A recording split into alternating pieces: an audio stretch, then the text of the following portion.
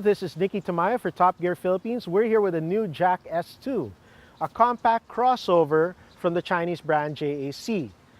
Now this car only costs 755,000 for the top of the line model. That is over 100,000 less than the base EcoSport, over 150,000 less than the base Vitara. To get the variants that have the same features as this, you would be spending over $1 million on each of them. So the S2 is cheap, but it's not cheap.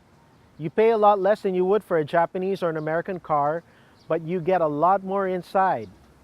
Now let's take a look.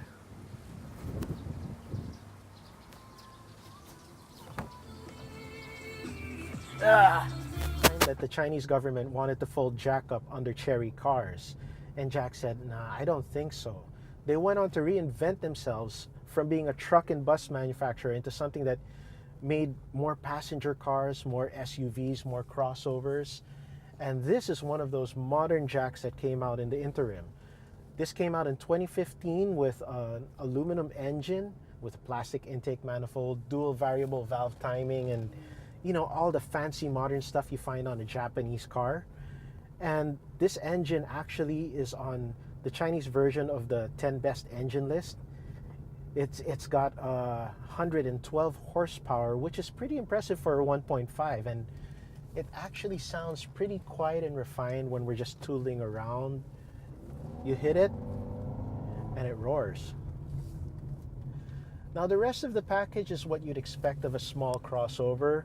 McPherson's in front, torsion beam in the back. It rides pretty well, and it's quiet enough. Not as quiet as some of the best in the class, but then again, over 100,000 pesos less than the base model, over 200 to 300,000 pesos less than anything comparable. And come on, just look at this. This is a 755,000 peso car with a giant touchscreen, tire pressure monitoring, Bluetooth, everything, and a 6-speaker system that actually sounds pretty good. Now, I don't have very many complaints about this car. It could use a little more sound insulation, but then we're comparing it to cars that cost 200 or 300,000 pesos more. The steering is very light and awfully eager to self-center, as you see right there, which is not actually a bad thing in traffic. Steering that self-centers itself instead of you having to do it, that's a godsend. Less effort for the driver. The brakes are good, the acceleration is good, the CVT is very smooth. It doesn't want to jump off the line in drive mode, but you put it in sport mode and you can get acceleration instantly whenever you want it. There's not that much jump. It's only a 1.5, but the 0 to 100 time is quoted at just over 12 seconds, which is not bad for a 1.5. Now the S2 is obviously a compact crossover. There's not very much space compared to something bigger, but if you're looking for something bigger like an ASX or an XV, then you're looking at the Jack S3. This one goes straight up against the EcoSport, the Vitara, the HRV, all the small crossovers of the world, and it compares very well. I would not call it class leading, but I would call it mid-pack with a bargain basement price. That's the thing. Look at this thing. This thing is so cheap, and you get like stitched leatherette everywhere, on the dashboard, on the doors. You get soft touch materials. You get this brushed aluminum effect, which honestly is a lot better than fake carbon fiber. This is a very good looking car, and it's very well equipped with a touchscreen, tire pressure monitoring, a backup camera that actually has decent resolution, and a 6-speaker system that sounds great.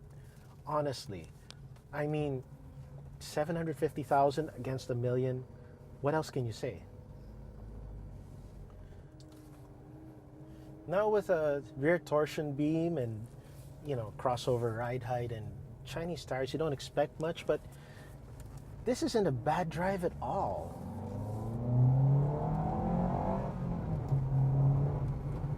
I mean, steering is good, chassis is sharp, and that's not bad. I like that.